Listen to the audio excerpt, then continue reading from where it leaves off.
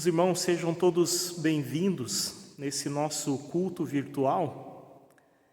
Eu quero saudá-los com o capítulo 30, os versículos 15 ao 16 de Deuteronômio, que dizem o seguinte: Vejam que hoje ponho diante de vocês vida e prosperidade, ou morte e destruição. Pois hoje lhes ordeno que amem o Senhor, o seu Deus, andem nos seus caminhos e guardem os seus mandamentos, decretos e ordenanças, então vocês terão vida e aumentarão em número, e o Senhor, o seu Deus, os abençoará na terra em que vocês estão entrando para dela tomar posse. Essa é a primeira aliança que Deus faz com o povo quando eles entram na terra prometida, e uma aliança muito clara. Uma aliança que afirma que só há duas escolhas: a vida, que é andar com o Senhor, ou a morte, que é se afastar do Senhor. Com essas palavras eu saúdo a todos. Nós queremos iniciar nosso culto no nome e na presença desse Deus que é Pai, Filho e Espírito Santo. Amém. Convido a termos um momento de oração ainda. Pai querido, queremos nos colocar sob a Tua bênção, Tua proteção neste momento agora. Mas também, Senhor, queremos clamar a Ti pelo Teu perdão, pela Tua misericórdia, porque muitas e muitas vezes fazemos escolhas que não agradam a Ti e que nos afastam de Ti. Perdoe-nos pela nossa inconstância e ajuda-nos, Senhor, a andarmos nos Teus caminhos, nos caminhos que Tu ensinaste a nós também através de Teu Filho Jesus Cristo. Conceda o perdão, a certeza do perdão e a paz ao coração de cada um de nós, que o Teu Espírito Santo esteja falando conosco através da Tua palavra. Por Cristo Jesus é que nós oramos e pedimos. Amém. Queridos irmãos, hoje nós vamos meditar sobre a história de um povo muito amado por Deus. O Senhor fez tudo por eles. Os libertou da escravidão com mão forte e poderosa, realizando milagres nunca antes visto ou ouvido. Deu-lhes uma terra rica e fértil. O Senhor estabeleceu esse povo nessa terra, eles prosperaram. Deus os protegia, ninguém era capaz de invadir este reino. Em todas as batalhas que eles enfrentaram, eles foram vitoriosos, o Senhor estava à frente deles, lutou com eles. Essa foi a promessa que Deus lhes fez quando os libertou do Egito. Ele sempre estaria com seu povo. Mas lá, naquele dia, eles firmaram uma aliança com Deus, eles assumiram um compromisso de nunca, jamais se afastarem do Senhor, da sua palavra, dos seus ensinamentos. Eles assumiam que iriam ensinar essas coisas para os seus descendentes, para que eles nunca se afastassem de Deus. Deus os fez ricos, poderosos, respeitados em toda a região. Eles tiveram 2 reis dentre todos que eram famosos. O rei Davi, um dos mais notáveis, era um guerreiro famoso por suas batalhas, por suas vitórias, reconhecido como alguém temente a Deus, que deixou belas orações, hinos e salmos de louvor. Esse rei ficou conhecido como o homem segundo o coração de Deus. O filho dele, Salomão, foi outro rei importante para Israel, o mais sábio conhecido. Ele escreveu muitos provérbios de sabedoria, livros de poesia. Salomão consolidou e estabilizou o reino de Israel. E sob este rei, o povo de Deus era um reino forte, rico, esplendoroso. Jerusalém era uma cidade bela, imponente, uma cidade modelo, rica, luxuosa, cheia de palácios e de belas construções. Era o orgulho do povo de Israel. No entanto, toda essa força, beleza e riqueza do povo de Deus lhe subiu a cabeça. Aos poucos eles foram se esquecendo de tudo aquilo que era cumprimento das promessas e presente de Deus. Foram abandonando a aliança que eles fizeram com o Senhor, buscaram e adoraram outros deuses, adotaram as práticas detestáveis dos vizinhos. Com toda a riqueza que tinham, se tornaram egoístas, injustos, até mesmo com os próprios conterrâneos. Eram injustos nas balanças, nos preços, escravizavam seus próprios irmãos. Os juízes e profetas lhes chamaram a atenção exaustivamente, mas o povo de Deus não ouviu e cada vez caminhavam para mais longe do Senhor. Já no final do reinado de Salomão, começou a decadência desse povo. Tudo isso consequência deles terem abandonado a Deus e sua aliança. O livro de Lamentações relata a tragédia anunciada por muitos séculos, que se consumou. Deus acabou com o resto do orgulho do seu povo. Jerusalém foi totalmente destruída. Durante 3 períodos, boa parte da população da cidade foi morta e outra parte foi levada como escravo para o reino da Babilônia. E os que sobraram ficaram como miseráveis, sem nada para comer ou um lugar decente para morar. Uma tragédia terrível, sem precedentes para esse povo. No capítulo 1 de Lamentações, capítulo 1, versículos 1 ao 11, nós lemos o seguinte: Como está deserta a cidade antes tão cheia de gente. Como se parece com uma viúva, a que antes era grandiosa entre as nações, a que era a princesa das províncias, agora tornou-se uma escrava. Chora amargamente à noite, as lágrimas rolam por seu rosto. De todos os seus amantes, nenhum a consola. Todos os seus amigos a traíram, tornaram-se seus inimigos. Em aflição e sob trabalhos forçados, Judá foi levado ao exílio. Vive entre as nações sem encontrar repouso. Todos os que a perseguiram a capturaram em meio ao seu desespero. Os caminhos para Sião pranteiam, porque ninguém compadece as suas festas fixas.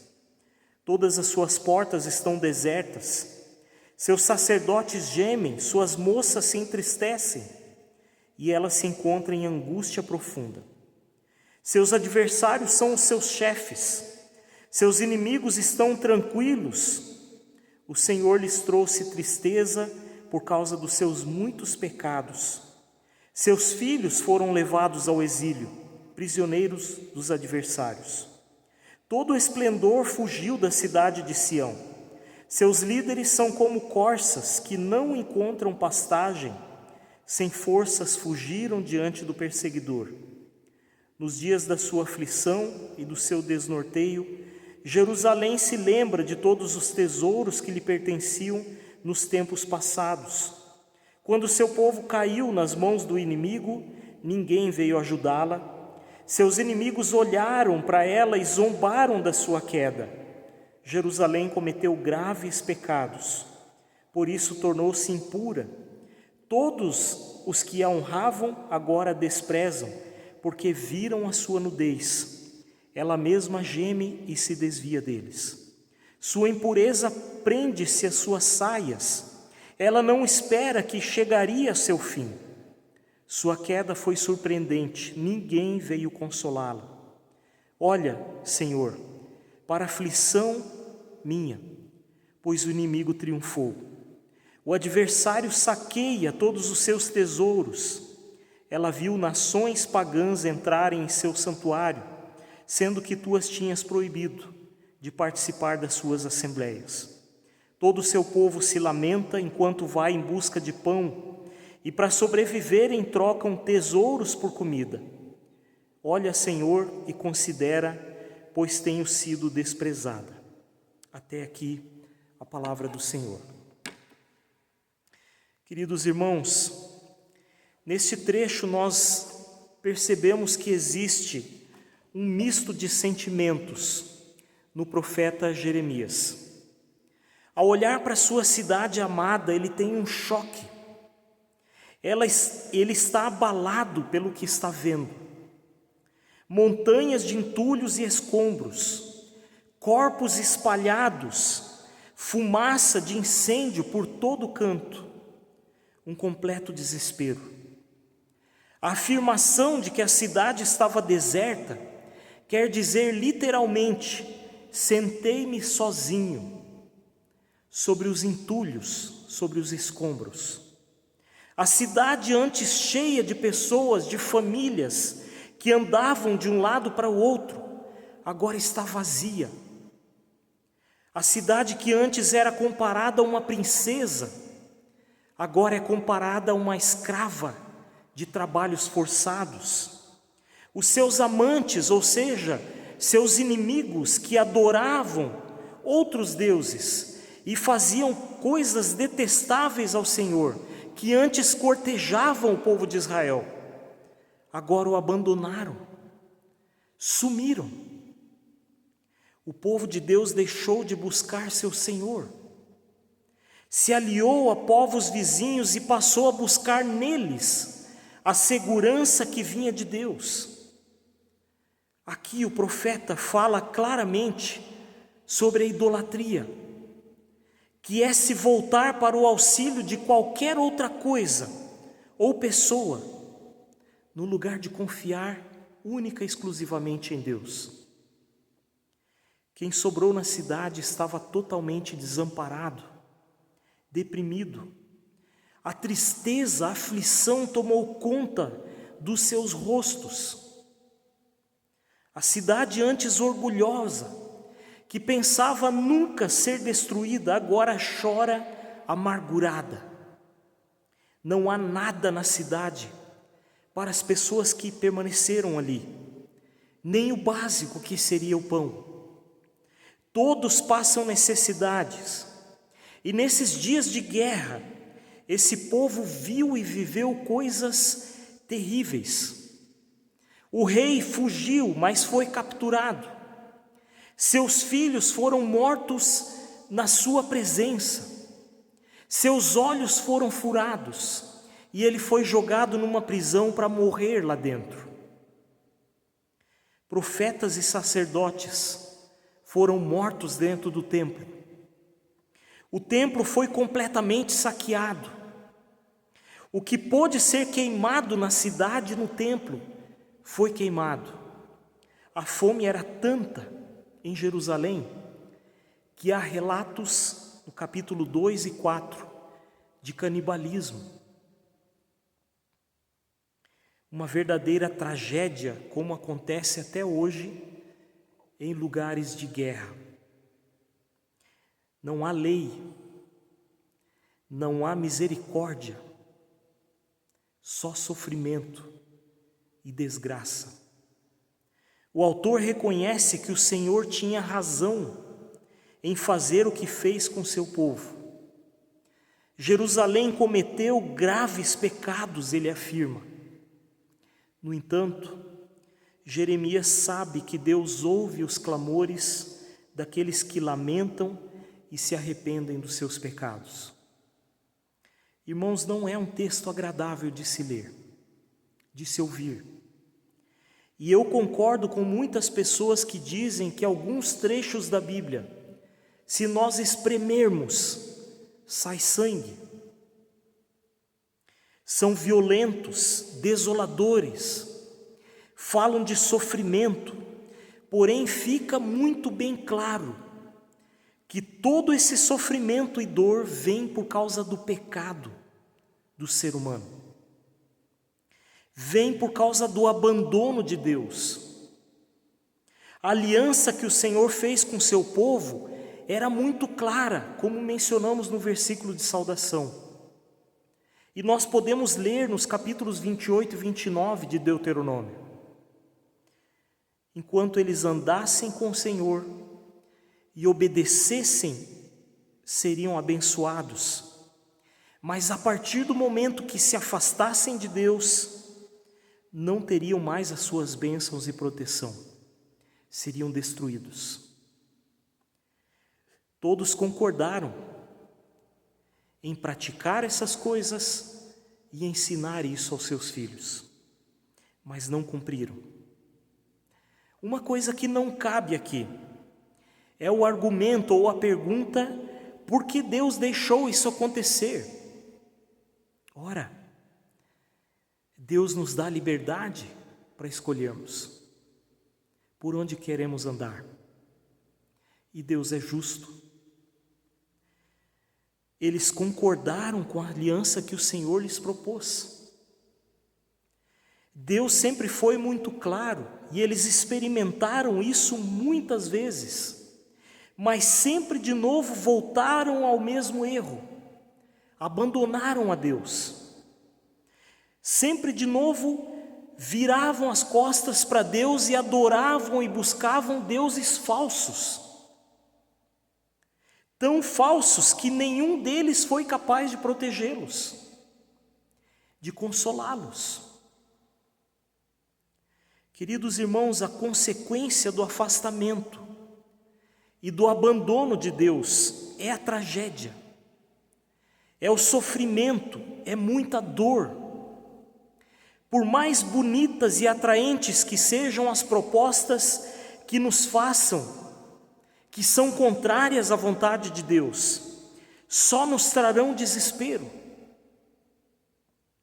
Deus é justo. Ele promete e cumpre. Ele afirmou que estaria conosco todos os dias, mas não tolera que tenhamos outros deuses ao seu lado. O texto de hoje nos deixa isso muito claro. E assim como a palavra mesmo afirma, ele tem muita paciência com todos. Mas se formos sábios, não brincaremos com essa paciência de Deus, com o amor do Senhor. Em Cristo, Deus fez uma nova aliança conosco. O apóstolo Paulo afirma isso em Colossenses capítulo 1, versículo 13. Ele nos resgatou do domínio das trevas e nos transportou para o reino do seu Filho amado, em quem temos a redenção, a saber, o perdão dos pecados. Aleluia! Mas também nos propôs confiarmos única e exclusivamente em seu Filho Jesus Cristo. Mais adiante, em Colossenses capítulo 1, versículo 22 e 23, Paulo diz: agora ele nos reconciliou pelo corpo físico de Cristo, mediante a morte, para apresentá-los diante dele santos, inculpáveis e livres de qualquer acusação, desde que continuem alicerçados e firmes na fé, sem se afastarem da esperança do Evangelho que vocês ouviram e que tem sido proclamado a todos os que estão debaixo do céu. Esse é o Evangelho do qual eu, Paulo, me tornei ministro. Esta é a condição para nós na nova aliança. Permanecermos firmes na fé em Jesus Cristo, nunca jamais nos afastarmos dele. É sobre essas coisas que precisamos falar e ensinar aos nossos filhos. Com quem convivemos, longe do Senhor, só há tragédia, desespero e sofrimento. Precisamos adorar única e exclusivamente ao nosso Deus e andar somente com Ele. Pensemos nisso, queridos irmãos, e avaliemos as nossas vidas. Vamos perceber onde estamos, próximos ou longe do Senhor. Hoje é o tempo de decidir. É o tempo de se arrepender dos maus caminhos, de se voltar para Deus, enquanto ainda podemos achá-lo. Pensemos nisso, que o Senhor nos abençoe e nos guarde e nos livre de nos afastarmos dele e da sua presença. Amém. Convido a orarmos ainda. Pai amado, nós te agradecemos pela vida que tu nos deste. Te agradecemos por teu Filho Jesus Cristo, que nos tirou das trevas e nos transportou para o reino da tua luz. E nos promete que, se permanecermos com Ele, entraremos contigo na eternidade, onde gozaremos de paz e de alegria para sempre. Não permita, Senhor, que nos afastemos de Ti, das Tuas palavras, dos Seus ensinamentos. Continue guardando nossas famílias, nossos lares. Nos dê sabedoria para testemunharmos da Tua palavra a nossa família, a nossos amigos, a todos, Senhor, que cruzarem pelas nossas vidas. Abençoe a Tua igreja, que ela também não se afaste da Tua palavra. Não se esqueça daquilo que Tu fizeste na cruz. Cuida, Senhor, da nossa paróquia, das nossas comunidades. Clamamos, Senhor, pelas pessoas que estão enfermas, que estão em tratamento. Pedimos pela Rosália, pela saúde dela, pela Dona Rita, pela Arlete. Pedimos, Senhor, pelo Enio, que vai fazer a cirurgia essa semana. Cuida dele. E também continue consolando a família Walsburger, a família Bruch. Proteja, Senhor, também e console a família do seu Ali, que eles também sintam a Tua presença e o Teu Espírito Santo os consolando. E aquilo que não conseguimos lembrar com as nossas palavras, incluímos na oração que Tu nos ensinou. Pai nosso que estás no céu, santificado seja o Teu nome. Venha o Teu reino, seja feita a Tua vontade, assim na terra como no céu.